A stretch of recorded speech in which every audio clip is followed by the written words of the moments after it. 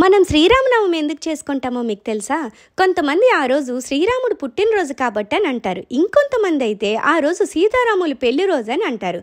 అయితే నేను చెప్తా, వీడియో చివరి దాకా చూడండి. విష్ణుమూర్తి అవతారమే శ్రీరాముడు అని మనందరికీ తెలుసు. అయితే ప్రతి మానవుడు ఎలా బ్రతకాలో, తన ధర్మాన్ని తాను ఎలా రక్షించాలో తాను బ్రతికి చూపించాడు శ్రీరామచంద్రుడు.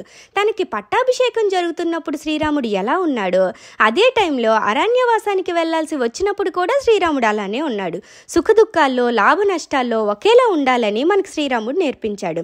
తన భార్యని రావణుడు ఎత్తుకెళ్లాడని ధర్మబద్ధంగా యుద్ధం చేసి తన భార్యను తన దగ్గరికి తెచ్చుకున్నాడు.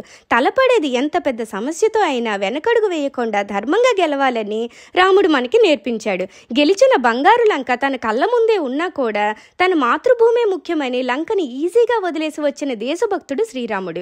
రాజుని జనం అనుసరిస్తారని, నిర్దోషి అని తెలుసు కూడా ఎంతో కష్టంగా భార్యని అరణ్యాలకు పంపి తన రాజకర్తవ్యాన్ని నిర్వర్తించాడు శ్రీరాముడు.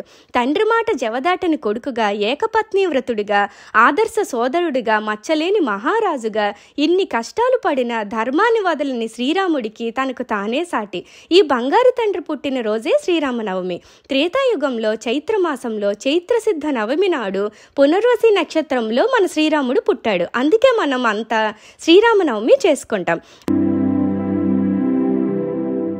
శ్రీరామనవమి రోజు సీతారాములు కళ్యాణం చేసుకుంటాం మనం. దానికి ఒక రీజన్ ఉంది. యాక్చువల్గా అయితే ఆ రోజు శ్రీరాముడు పుట్టినరోజు. ఉత్తర ఫాల్గుని నక్షత్రంలో సీతారాములు పెళ్లి జరిగింది అని వాల్మీకి రాసిన రామాయణంలో ఉంది. కానీ ఆ రోజు మనం సీతారాములు కళ్యాణం చేస్తాం. ఎందుకంటే సీతాదేవి సాక్షాత్తు లక్ష్మీదేవి అవతారం. శ్రీ విష్ణువుతోనే లక్ష్మి అని, ఆమె కూడా భూమి మీద జన్మించి రాముడిని పెళ్లి చేసుకొని పతిభక్తే ముఖ్యమని ఆయన వెంటే అడవులకు నడిచింది. రావణుడి చెరలో కూడా మలినం అంటని తల్లి సీతమ్మ. అందుకే అగ్నిలో వెలిగి పరమపతివ్రతగా పేరు తెచ్చుకుంది సీతమ్మ తల్లి. తన స్వామి పేరు పోకూడదని నిండు గర్భిణి అయిన అరణ్యాలకు వెళ్ళింది. అందుకే లోకంలో శ్రీరాముడికి మించిన రాజు లేడు, సీతమ్మ తల్లికి మించిన సాధ్వి లేదు అంటారు. ఇలాంటి ఆదర్శ దంపతులని కలలో కూడా వేరువేరుగా చూడాలని ఎవ్వరూ అనుకోరు.